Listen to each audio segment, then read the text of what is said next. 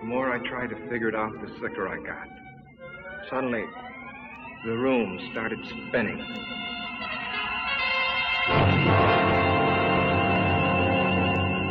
$40, $50.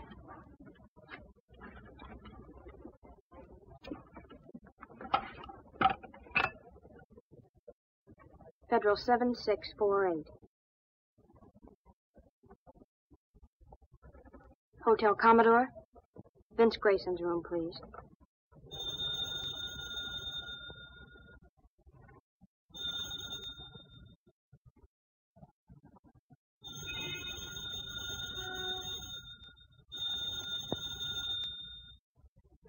He doesn't answer?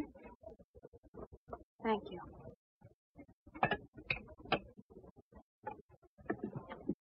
Funny he shouldn't be there, isn't it? If he was sick, you know what I mean? No, I don't. I better check his books, just to make safe. Miss, would you like to take this money, or should I try another bank? I had to get out of my room, out into the sunshine. I had to stay out of the shadows. And I knew that tonight, I'd be afraid of the dark.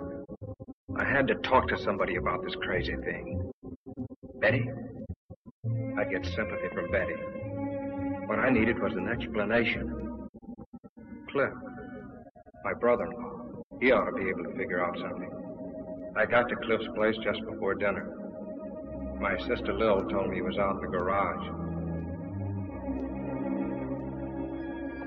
Hello, Cliff. Oh, hi, Vince. How's the boy? Cliff, I want to talk to you. Be with you as soon as I finish sanding it. Exact reproduction of Martha Washington's bed.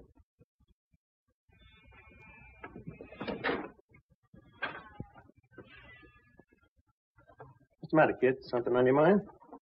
I need your help. You and Betty have a fight or something? Cliff, this is going to sound screwy. Last night I dreamed I killed a man. I don't know who or where it was supposed to be. I stabbed him with a steel bore. During the fight, a button came off in my hand. When I'd killed him, I locked the body in a closet and took the key. And then when I woke up... Well, look.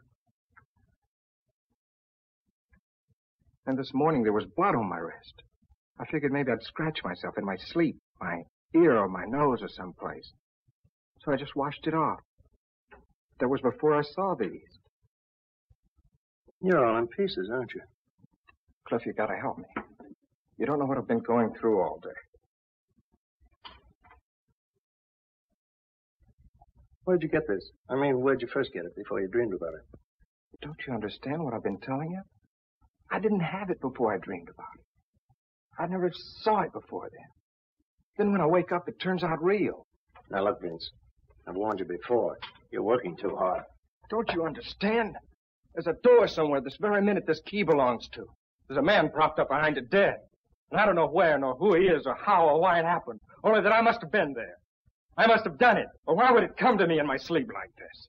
And these things. Now, look. You had those things before. You picked them up somewhere. And you misplaced them a long time ago. And last night you had a Welsh rabbit or one drink too many. So you dreamed up a nightmare. And in it you remembered these old things and wove them in it. No. Now, don't say no. Either you dream a thing or it really happened. Don't worry.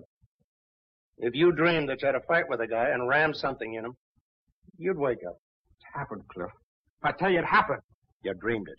You had those things before. You've just been stretching your nerves thin, kid. So that's your answer. That's all you can tell me, huh? Cliff, Vince, dinner's ready. If I tell you I didn't have these things Throw before... those things away. And look, not a word of this to Lil. You understand?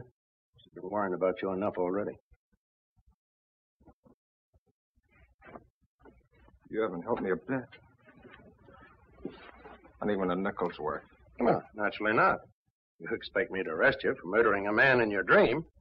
Well, the rest will have to happen in a dream, too. Because I'm off duty when I'm dreaming. Come on, kid.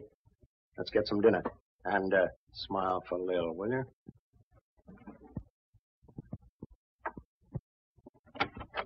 You men coming in or not? You want your soup to get cold? I keep cracking the polish off of that one nail. Are you lucky? Lil's got a rib roast tonight. You know, I'm getting jealous of that butcher. Vince, why did you tell me you've been working hard at the bank all day? Because I did. How are you feeling, Vince? I thought you were sick. I was. I just didn't feel well. I kept calling your room all day. No one was there. Mr. Billiard got suspicious. Can't a guy take a day off? I just didn't feel like going to work, and I wasn't sick enough to stay in my room. Now, why does everybody have to make such a big thing of it? Vince. Blood. I washed it off.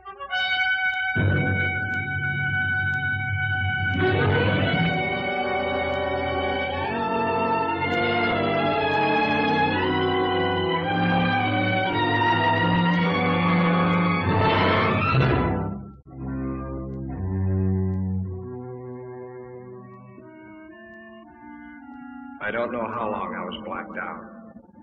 I hazily remembered coming to for a moment and falling asleep again. It was sometime past midnight when something awakened me.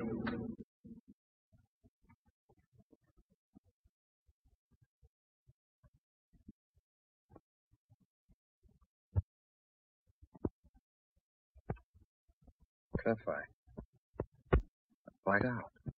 You certainly did. The truth? Oh, not what you think. Not that dream business. The real truth. But you've been wearing yourself out. Why, you passed out like any neurotic.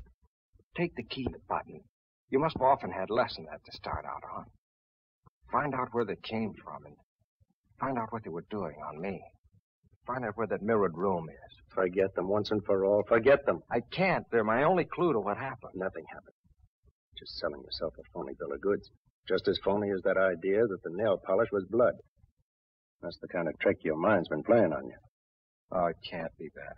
And don't crack to Lil about this nonsense or I'll... Well, just don't crack. She's fretted about you for years, ever since your mother died. And right now it'd be the worst time of all. Now? What do you mean? Well, I wasn't going to tell you until later. Lil's going to have a kid. Well, that's fine. That's great, Cliff. Okay, so now you know, so forget it. If you harp on that spooky business that will help me, I'll drag you off to a doctor. Now go on, kid, try and get some sleep.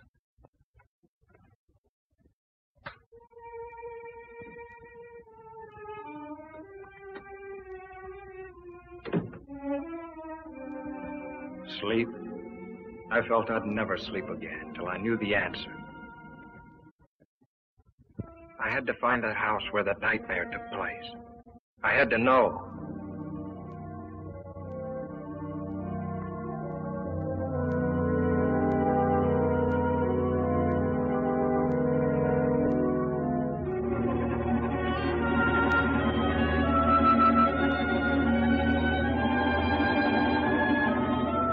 I have a lovely house with a mirror-lined powder room on the second floor.